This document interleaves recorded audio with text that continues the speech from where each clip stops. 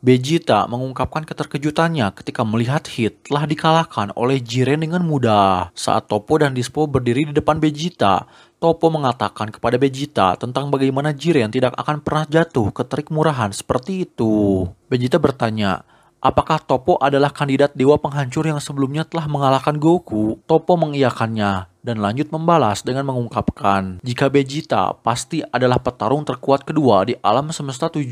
Mendengar ucapan Toppo, Vegeta merasa kesal. Vegeta menyatakan dirinya sebagai yang terkuat di semua alam semesta dan berubah menjadi Super Saiyan Blue. Ia langsung menyerang Toppo dan menyingkirkan Dispo.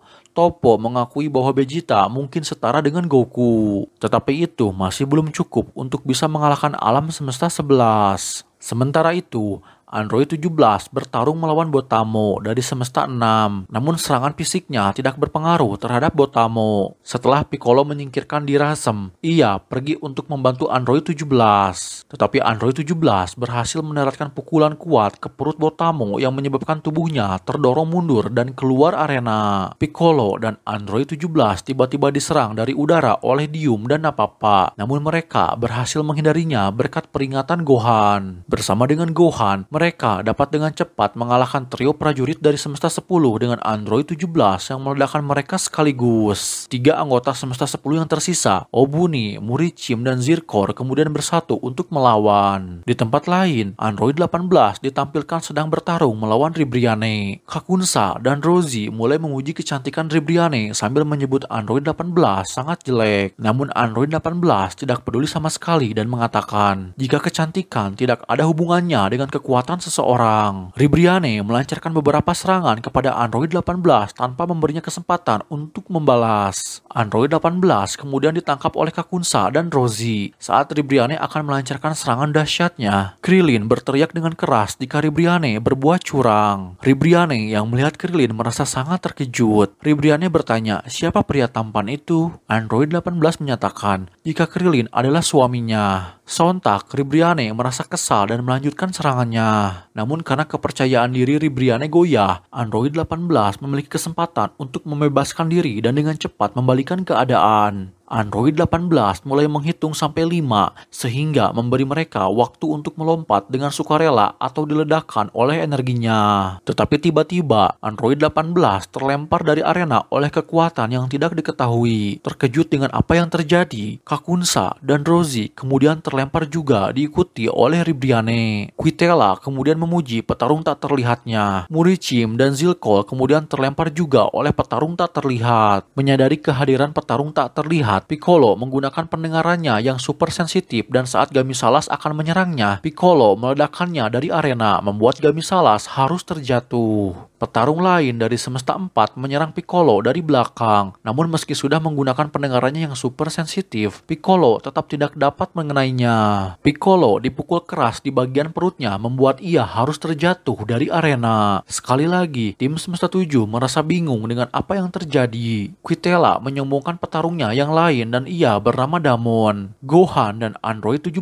mencoba untuk fokus, tetapi Android 17 dipukul cukup keras membuatnya terdorong mundur tepat di antara Goku dan Jiren. Dispo menyarankan Jiren bahwa mereka harus mundur untuk sementara waktu sampai mereka menyadari siapa musuh misterius ini. Menyadari jika Android 17 tidak dapat merasakan pancaran energi, Goku menyarankan Android 17 untuk menggunakan telinganya. Benar saja, Android 17 segera mengetahui posisi petarung misterius tersebut yang ternyata menyerupai serangga kecil. Merasa panik rahasianya terbongkar, Damon mencoba melarikan diri dan melompat ke udara, tetapi Android 17 segera meledakkannya keluar dari arena. Zeno mengungkapkan betapa menyenangkannya menonton turnamen kekuatan. Zeno kemudian bertanya kepada Daishinkan berapa banyak petarung yang tersisa di turnamen. Daishinkan menampilkan papan yang menunjukkan semua petarung tersisa yang masih bertanding, yakni tersisa 37 petarung. Frieza bertarung melawan Caulifla.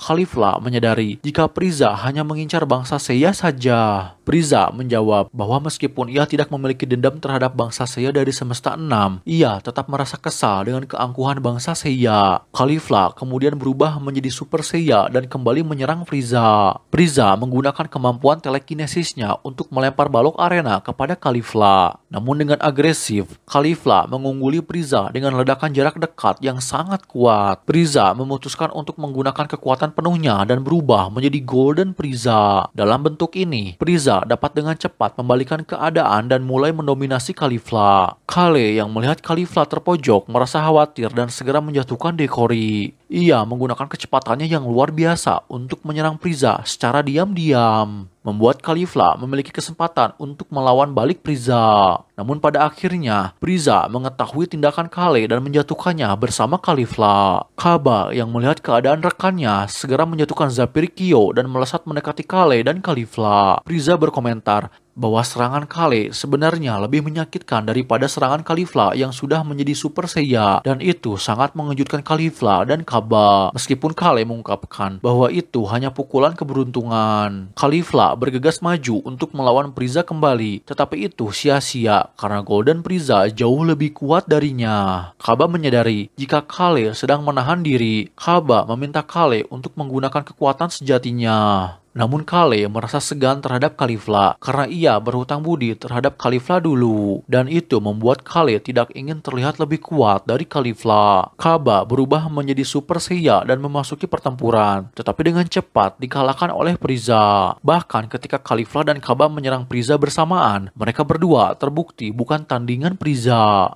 Kemarahan karena melihat seseorang yang begitu dekat dengannya akan kalah menyebabkan Kale berubah menjadi Super Seiya dan segera melakukan serangan brutal terhadap Frieza. Frieza mengomentari jika ia mulai tidak bisa mengingat variasi bentuk Super Seiya yang bermacam-macam. Goku mencegat Kale, membuat Frieza merasa kesal dengan bantuannya. Goku mampu menghentikan pukulan pertama Kale, tetapi saat Kale melanjutkan serangannya, Goku mulai terdorong mundur ke tepi arena. Frieza mengusir Goku dengan menendangnya ke samping. Frieza mengatakan bahwa ia mampu menangani Kale sendirian. Kale kembali meningkatkan kekuatannya, sementara Champa berpikir bahwa Kale berjuang dengan baik. Vados menyuarakan keprihatinannya karena ini mungkin pertama kalinya Kale melepaskan semua kekuatannya. Menurut Vados, Kale mulai kehilangan akal sehat, dan keadaan ini bisa menjadi jauh lebih buruk jika ia kehilangan kendalinya secara total. Kale berjuang untuk mengendalikan dirinya melewati Goku dan Frieza. Dalam kemarahan, ia terus menambah kekuatannya dengan tekanan energi yang dihasilkan. Kale menjatuhkan beberapa petarung seperti Majikayo dan Zirloin. Kale kemudian mengalihkan perhatiannya kepada Vegeta dan Toppo.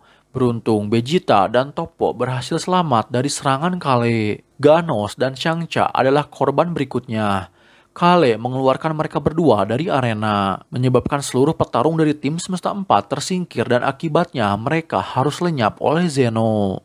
Mule muncul dari dalam perut robotnya dan memerintahkan Paparoni untuk bergabung dan menghentikan Kale. Bersama dengan Borareta, Pankea, dan Koitsukai, mereka semua bersatu menjadi Agnilasa. Namun Kale hanya tersenyum dan menendang dada Agnilasa sangat keras, membuat Agnilasa harus keluar dari arena. Alam semesta 3 pun menjadi yang berikutnya dilenyapkan oleh Zeno. Caulifla dan Kaba mendiskusikan apa yang terjadi terhadap Kale. Caulifla menyadari bahwa Kale menyembunyikan kekuatannya untuk melindungi perasaan Caulifla selama ini. Alih-alih kesal dengan perbedaan kekuatan mereka, Caulifla malah sangat gembira dan mendorong Kale untuk terus melakukan apapun yang ia inginkan. Pada saat yang sama, Kale juga menghabisi 2 petarung terakhir dari tim Semesta 2, yaitu Zarbuto dan Rabandra. Alam Semesta 2 pun lenyap. Petarung Alam Semesta 10 yang terakhir, Obuni, mencoba menyerang Kale, tetapi dengan mudah ia terlempar dari arena oleh Kale. Alam semesta 10 pun menjadi alam semesta kelima yang lenyap. Saat Kale terdiam, Caulifla pergi untuk memeriksanya, tetapi Kale menepisnya dan pergi kembali. Caulifla memanggil Magetta dan memintanya untuk menghentikan Kale. Namun Kale segera mengangkat Magetta dan dengan satu tangan melemparkannya keluar dari arena. Kedua Namekian, Pilina, dan Saonel berbicara dengan Kale. Mereka menyuruh Kale untuk sadar karena dengan tingkat kekuatannya saat ini,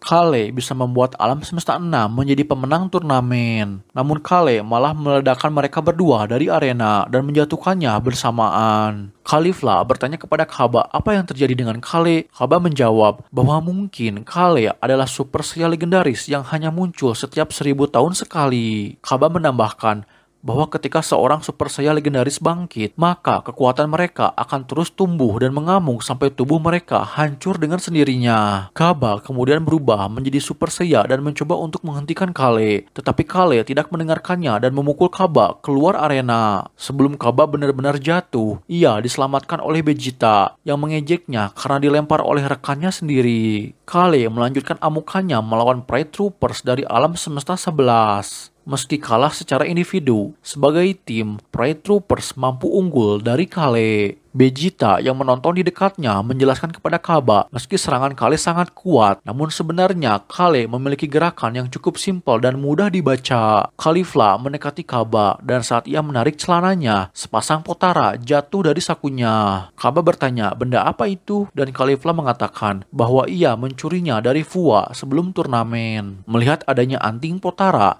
Champa pun mendapatkan sebuah ide.